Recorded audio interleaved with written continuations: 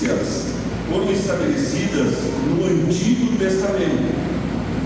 Era um costume, uma festa para o povo hebreu, o povo que saiu, o povo de Israel, o povo que saiu da escravidão do Egito. Quando eles saíram da escravidão, que eles estavam caminhando para a terra prometida, Deus estabeleceu algumas festas. Por que Deus estabeleceu algumas festas? Por várias festas. Cada período do ano havia uma festa. E por que essa festa? Primeiro, para celebrar a vitória de Deus na vida deles.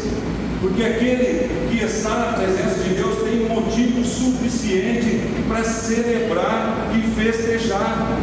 Você tem motivo para estar aqui nesta noite, você tem motivo para estar na presença de Deus, para estar no culto de celebração que nós chamamos no domingo à noite, porque Jesus tirou você lá do lamaçal do pecado e trouxe para a sua maravilhosa luz. Ele me tirou lá do pecado, me tirou da escuridão e me trouxe para a sua maravilhosa luz.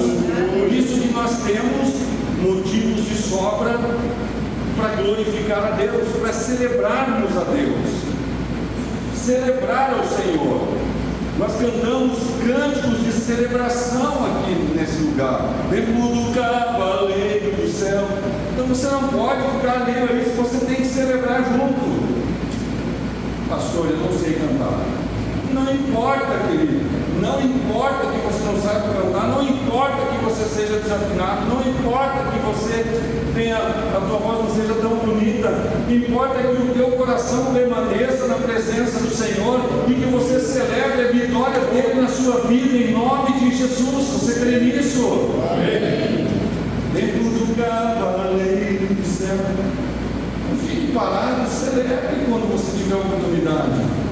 Deus estabeleceu aquelas festas para que o povo pudesse se alegrar. O primeiro motivo era o povo se alegrar, porque eles estavam lá no deserto comendo cebolas e construindo tijolo. Fazia tijolos para Faraó. E Deus tirou o povo daquela escravidão e trouxe para uma terra que emana leite e mel. Por isso, nós, povo de Deus, temos que celebrar. E naquela época do Antigo Testamento, Deus estabeleceu isso para que o povo pudesse celebrar a vitória. E segundo, glorificar o nome de Deus. Glorificar o nome de Deus, não esquecer o que Deus havia feito por eles. Por isso nós temos que lembrar daquilo que Deus tem feito por nós. Por isso você precisa lembrar, quando nós reunimos para a ceia, nós lemos o texto que diz: fazei isso em memória de mim. Ou seja, lembre quem é Deus, lembre quem é o Senhor, lembre quem é o Espírito Santo que habita o seu coração. Aleluia! Esse era o motivo da festa. Então Deus estabeleceu festas com propósitos. Deus estabeleceu festas com vários propósitos. Tudo o que Deus faz é com propósito. Tudo que a igreja do Senhor faz é com propósito de exaltar o nome do Senhor, do seu povo poder se alegrar pelo milagre da transformação nas nossas vidas e nós não esquecermos quem é Deus. Aleluia, louvado seja o nome do Senhor Jesus. Só os vencedores aplaudam o Senhor nesta noite.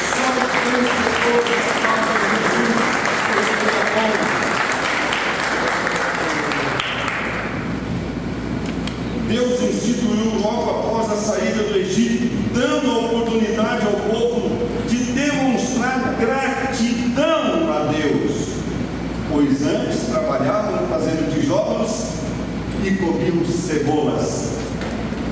Trabalhavam de graça comendo cebolas. Deus estava dando a oportunidade do povo ser grato a Ele. Você tem a oportunidade de ser grato a Deus. Você tem a oportunidade de agradecer a Deus pelo que Ele tem feito na sua vida e na sua família, para a glória do Senhor Jesus. Eu tenho três tópicos aqui, irmãos. 3 tópicos. O propósito que Deus estabeleceu nas primícias, próximo disso que já falamos, como eles faziam, como realizavam as primícias e quando aconteciam as primícias. Levar o povo, o propósito era levar o povo a honrar a Deus com as ofertas dos seus primeiros frutos, em gratidão e consagração à provisão de Deus, confiando que aquela colheita seria a primeira de muitas. Amém? Amém.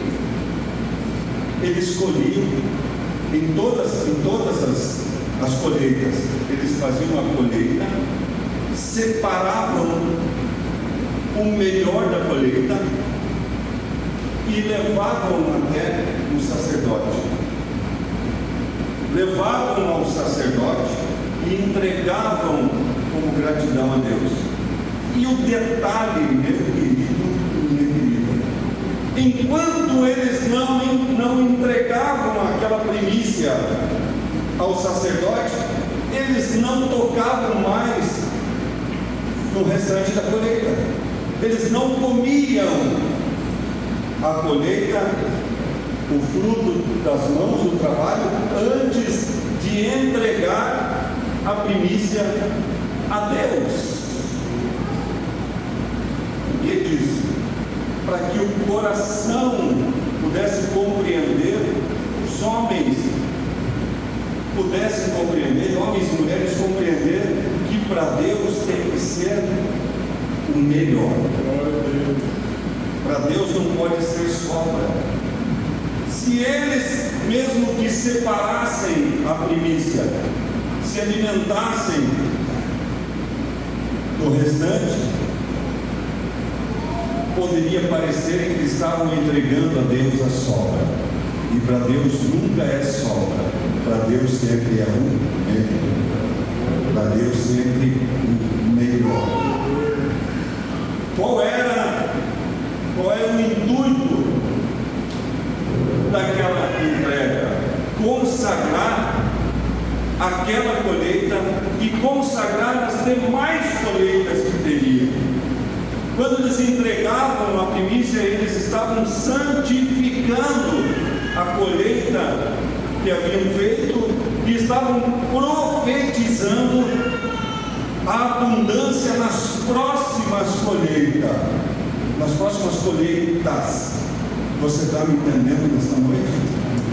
A visão que o povo tinha, ou melhor, a visão que o povo havia recebido da parte de Deus, colocando em prática, sendo obediente às direções de Deus, para que as demais colheitas pudessem ser proveitosas, em nome de Jesus.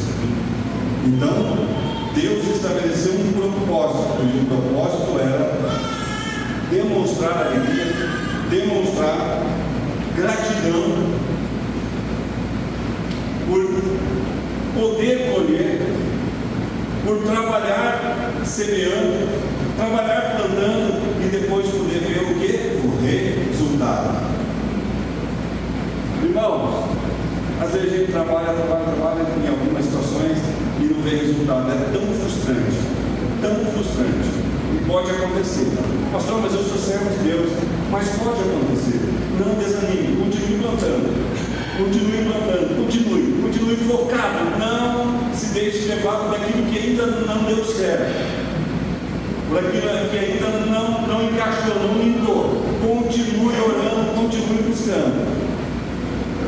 Porque era isso que o povo fazia. O povo plantava, e se não desse certo, o povo ia plantar de novo. Deu algum problema, deu uma chuva, deu praga naquela horta,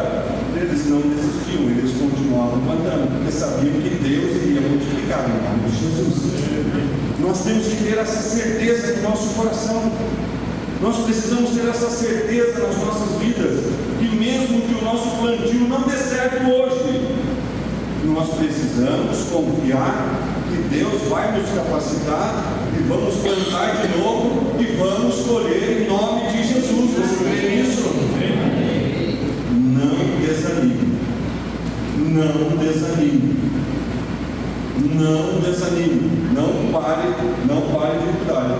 Estive pregando lá no pastor Ivanor, nosso amigo, sexta-feira, uma conferência de avivamento. Muito interessante, muito legal. Houve muito avivado lá. E o Espírito Santo me levou a falar assim: olha, Jesus estava sendo traído, mas olhando por fora. Jesus foi vendido, olhando por fora. Jesus levou chibatadas, estava levando chibatadas, mas estava olhando por fora. Jesus foi envergonhado, e ele continuou olhando por fora dele. Jesus foi preso em uma cruz com cravos nas mãos e cravos nos pés, mas ele continuou olhando para o fora. Faça como Jesus, não importa o que está acontecendo ao seu redor, não importa o que falam de você, não importa o que pensam de você, não importa o que digam sobre o teu trabalho, não importa o que digam, se você está no foco, se você está fazendo aquilo que Deus mandou você fazer, vai dar certo, em nome de Jesus. Aplaude o Senhor nessa noite.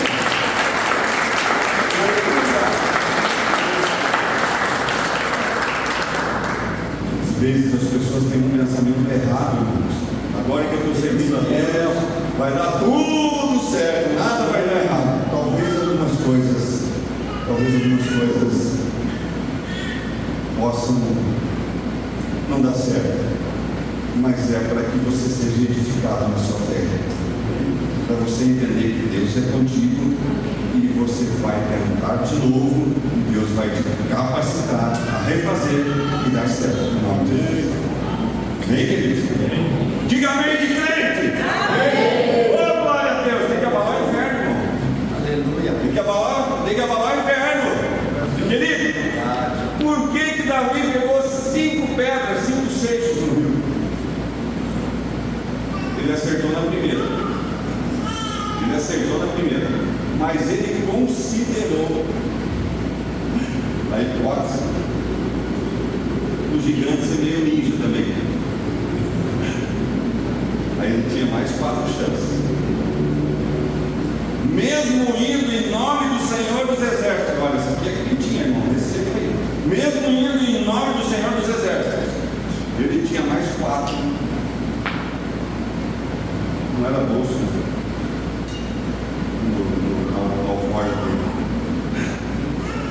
acertou na primeira, glória a Deus, sobrou 4 para a próxima.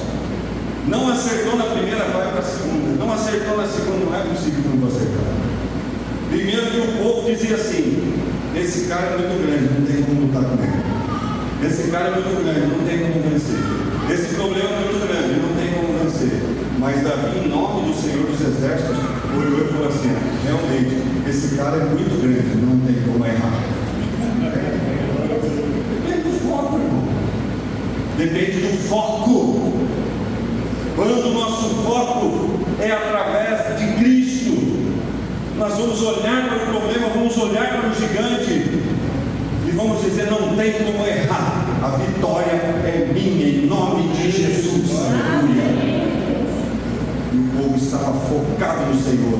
Por isso eles plantavam, separavam as primícias, as primeiras colheitas, a primeira colheita, o primeiro pedaço da colheita, os melhores pedaços da colheita, eles entregavam a Deus por gratidão, igreja do Senhor. Esse era o propósito. Como faziam isso? Número 2, ofertavam um feixe da primeira colheita da safra. E o detalhe, eles comiam o produto da safra depois que entregavam as suas primícias. Isso nos leva a pensar que para Deus não pode se quer parecer que seja sobra. Para Deus não é sobra, irmão, não é sobra. Alguém pode me perguntar assim: pastor, mas eu trabalho e depois, no final do dia, eu vou para a igreja. É claro, você tem que cuidar da sua família. Domingo é que nós vamos para a igreja, porque não é a sobra do nosso tempo, não, querido. Vamos mudar o nosso foco. Domingo é o primeiro dia da semana, por isso nós estamos aqui entregando a nossa primícia de adoração, de louvor e de gratidão a Deus. Então levante a tua mão do alto e glorifique o nome do Senhor nessa noite. Aleluia. Louvado seja o nome do Senhor Jesus. Nós temos que entregar o melhor a Deus.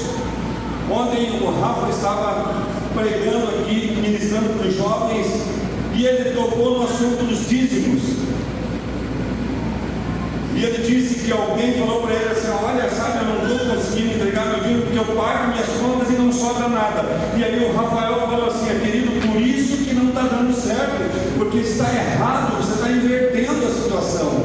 Dízimo é primícia, dízimo você entrega primeiro para Deus e depois você paga as suas contas. Pastor, mas daí como que vai ser, querido? Você tem que crer no seu coração que Deus é galardoador daqueles que o buscam. Você tem que crer no seu coração que é Ele quem multiplica. Pastor, você quer arrumar o caixa da igreja? Não, querido, o caixa da igreja não se arruma, porque é Deus quem supre. Eu quero que você seja feliz, que você tenha qualidade de vida em nome de Jesus. Então dízimo não é eu paguei a luz, paguei a água, paguei o aluguel, paguei isso, paguei a prestação do carro, não sobrou para devolver o dízimo. Deus não quer sobra de ninguém. Se um dia sobrar, não entrega. O chefe foi forte, né? Se um dia você pagar todas as suas contas e sobrar dinheiro, não entregue, porque não é dízimo, não é primícia. Pastor, você fica falando isso, mas tem que pagar o aluguel. Eu quero pregar a verdade. Custa o que custar. Você está me entendendo? Quantas provas Deus faz assim: fazei prova de mim, diz o Senhor dos Exércitos. Por isso que a nação brasileira está endividada, a nação brasileira está debaixo de crise, porque não entende o princípio de gratidão a Deus. Dizimar é princípio de gratidão a Deus. O pastor Marco falou aqui com muita propriedade, que não seja um peso para a tua vida trazer dízimos e ofertas. Aquele povo entregava a primícia e não era um peso, sabe por quê? Porque eles sabiam que eles iam entregar aquela primícia a Deus, e as próximas colheitas a primícia ia ser maior, sabe por quê? Porque as colheitas seriam maiores. Eu vou para o culto, mas é o meu dia de descanso. Querido, entregue a tua primícia, entregue essa primícia ao Senhor. Eu estou tão cansado, querido. Tem dias que a gente vem arrastado aqui para orar na quinta-feira, tem dias que a gente vai arrastado para a célula, tem dias que a gente vai se arrastando, vem se arrastando para a igreja, mas é a primícia da nossa vida na presença do Senhor, igreja. Você toca, né? Quando nós entendemos o propósito do povo de Deus, precisamos entender o propósito. As primícias lá no Antigo Testamento não eram dessa forma. No Novo Testamento, a maior primícia foi João 3,16, quando Deus disse que Ele amou o mundo de tal maneira que Ele ofertou o seu único filho, o primogênito. Primogênito. O que é primogênito? É o primeiro. Unigênito. Invertia o filho. Entregou o unigênito, o único filho, para que ele pudesse dar a vida por nós. Deus ofertou o unigênito, seu filho unigênito, o único filho, para se tornar o primogênito entre os mortos. Agora você vai ver. Ele ofertou o unigênito. Vou explicar um pouquinho. Ele ofertou o unigênito, e esse unigênito se tornou primogênito entre os mortos. Por que primogênito entre os mortos? O primeiro dentre os mortos que ressuscitou e subiu ao céu. E nós vamos na sequência. Ele é o primeiro, nós vamos na sequência. Muitos já têm descido aos 7 povos, infelizmente, mas felizmente na presença do Senhor, irão ressuscitar com Ele, da glória de Jesus. Os que morreram em Cristo ressuscitarão em glória. Vale a pena servir a Deus, vale a pena seguir ao Senhor, vale a pena ser fiel a Deus, vale a pena ser obediente à Sua palavra. Ah, pastor, mas tem pessoas dizendo que isso é religiosidade, então pode me chamar de religioso. Vou mandar fazer uma camiseta, eu sou religioso. Se for para caminhar com Jesus, pode me chamar de religioso. E eu quero seguir religiosamente Jesus, religiosamente a palavra. Você está me entendendo nesta noite? Qual era o propósito? Honrar a Deus com as suas ofertas e os primeiros frutos, ser grato a Deus pelas colheitas, e depois, como eles faziam, ofertavam o melhor daquela colheita, entregavam o melhor daquela colheita, o produto daquela safra. Enquanto não entregavam, não tocavam, não comiam daquela colheita, enquanto não entregassem a primícia. Isso é honrar Deus. Amém? Amém, igreja? Uhul! Você está sozinho? Quando isso acontecia? Quando que acontecia isso? Quando acontecia as primícias? Então, número 3. Sempre que havia colheita, era um princípio, não era determinado. Irmãos, agora que a gente está morando ali no meio do mato, nós estamos morando ali na costeira, né, Rafa? Agora que nós estamos no meio do mato, ô bênção! Você passa um dia ali, tem um milharal, vai longe aquela plantação de milho, né? E aí passa alguns dias, eles colhem o milho, e agora já tem um negócio baixinho ali, minha esposa falou que é amendoim. Será que é amendoim? Será que é amendoim? Agora é amendoim? Não sei se é amendoim, se é feijão, não entendo disso. Mas está bonito demais aquele verdinho, tudo parelho assim, a coisa mais linda. Então, durante o ano, planta. Quando é semeado uma semente, daí é feita a colheita, depois não para. A terra está sempre produzindo. A terra está sempre produzindo. Eles terminam uma colheita, já limpam a terra, passam o arado, e eles já fazem um replantio de outra hortaliça, sei lá o que é, mas é o ano todo produzindo. E assim acontecia. Plantava, colhia, entregava as primícias, fazia o que tinha que fazer, comercializava, se alimentava, e já limpava a terra, já ia para outro plantio, e assim sucessivamente. Porque Deus abençoava, então eles não paravam de plantar. Deus é equipe, irmãos. Lembra dessa palavra? Deus é equipe. Deus não trabalha sozinho. Tem crente esperando que Deus trabalhe e faça tudo sozinho. E aquilo que Deus faz, nós nunca vamos fazer. Mas aquilo que nós podemos fazer, Deus nunca vai fazer. Deus nunca vai fazer. Deus não vai orar por você. Deus não vai jejuar por você. Deus não vai vir na igreja para ouvir a palavra por você. Então existem algumas coisas que eu e você precisamos fazer. Eu e você precisamos colocar em prática nas nossas vidas, para que a nossa colheita vá bem, para que a nossa colheita seja próspera. Nós precisamos abrir mão de algumas coisas, abrir mão do nosso tempo, abrir mão do nosso dinheiro, abrir mão do nosso celeiro para repartir com aquele que está necessitado. Queridos, isso são princípios. Quantas pessoas já passaram por mim e falaram assim: mas é o meu dia, eu quero descansar. Eu creio num Deus que renova. Você vem para o culto mesmo cansado e Deus vai te renovar, e amanhã você vai levantar cheio de vigor para trabalhar e produzir ainda mais, em nome de Jesus. Claro, não é por isso que nós vamos aqui ficar 3 horas pregando. Agora vamos cantar de novo.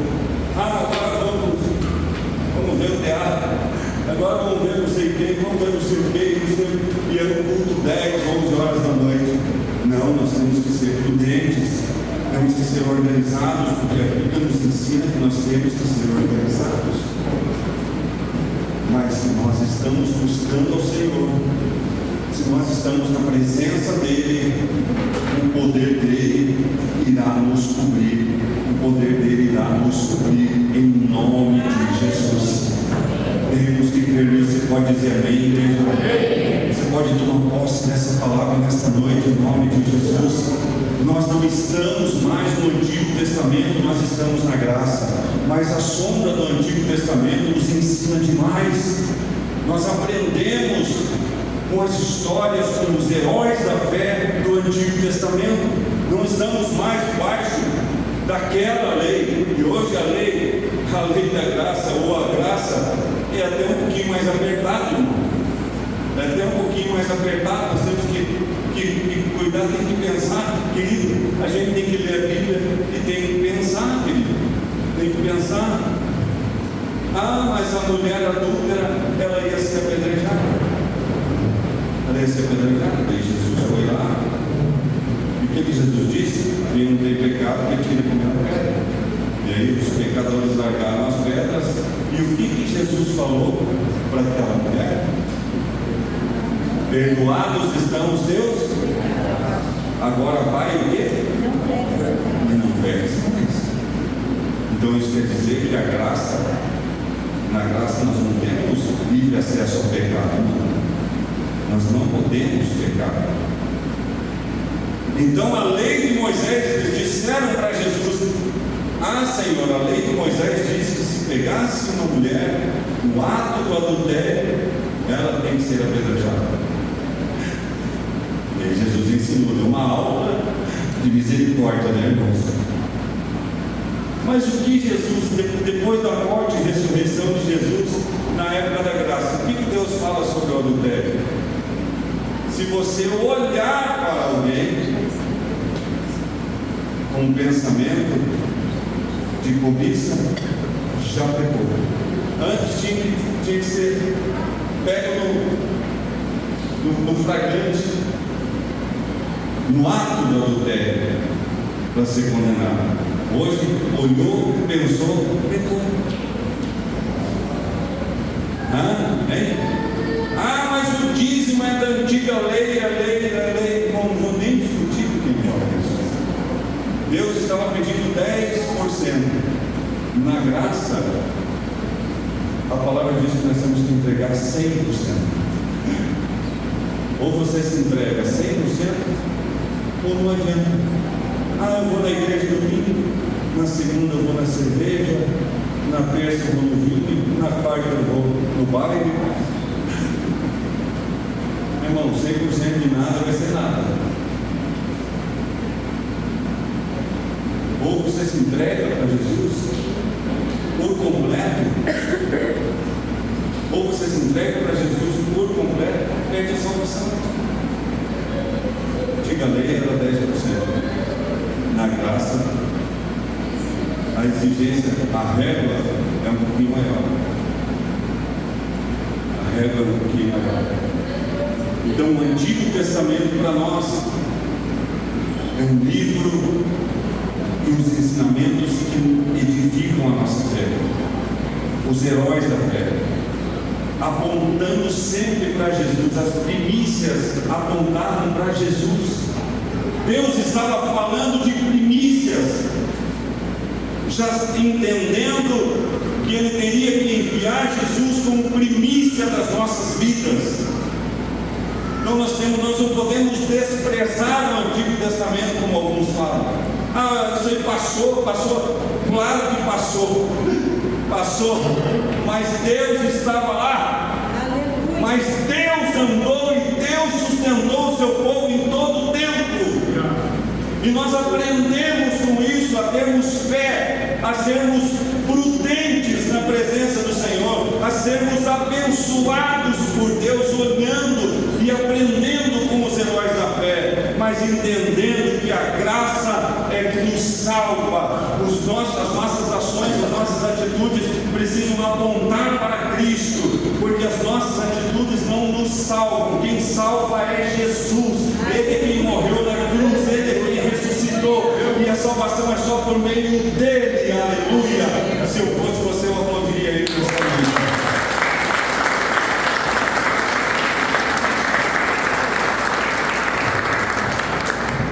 Quando o pregador tem que pedir 3, 4, 5 vezes para você aplaudir, você não está tão pentecostal hoje. Você está me entendendo nessa noite, meu irmão? E hoje eu e você, nós somos a primícia. Hoje eu e você somos a primícia, e a primícia não é só um pedaço, é 100%. É 100%, irmão, porque se eu estiver na presença do Senhor, tudo que é meu estará na presença do Senhor. Você concorda com isso ou não? Mas a minha família ainda A, B, C, não interessa, continue na presença de Deus. Mas o teu trabalho está na presença do Senhor. Se você está na bênção, o teu trabalho estará. Se você está na bênção, o teu carro estará. Lembra que certa vez veio um varão e falou assim: pastor, eu troquei de carro e queria que você pudesse orar pelo meu carro. Eu fui com ele até lá no estacionamento e falei para ele assim: querido, agora eu vou orar por você e vou incluir o teu carro na oração, porque a ideia de que se nós derramarmos óleo sobre o nosso carro ele vai estar cuidado, não funciona, porque esse óleo não faz milagre se o óleo do Espírito não estiver em nós. Se a unção do Espírito não estiver em nós, você pode guardar o seu carro numa piscina de óleo. Se a tua vida não está no Senhor, o que é teu não estará no Senhor. Então nós usamos o óleo para ungir profeticamente, porque o óleo não faz milagre. Óleo de unção não faz milagre. Quem faz milagre é Jesus. Mas a Bíblia diz lá em Tiago: se alguém está doente, pegue o óleo e unja essa pessoa, e daí a fé vai salvar essa pessoa. O óleo é profético, porque no Antigo Testamento se usava o óleo para ungir reis, sacerdote e leproso. Era isso, pastor? Reis, sacerdotes, Ricardo? E leprosos. Ungia-se. Os leprosos eram curados, não tinham fé. O rei era consagrado, o sacerdote era consagrado, e o óleo era um simbolismo. E o óleo continua sendo um simbolismo. Mas se eu orar para alguém e não tiver óleo, eu não vou orar. Se não tiver um frasco de óleo e tiver um endemoniado, eu não vou expulsar o demônio, porque não tem óleo. Eu tenho que ter o Espírito Santo. Você precisa ter o Espírito Santo. Essa primícia que nós temos que entregar agora, irmãos. Nós fizemos um ato profético nessa noite, porque Deus quer ver o seu povo unido.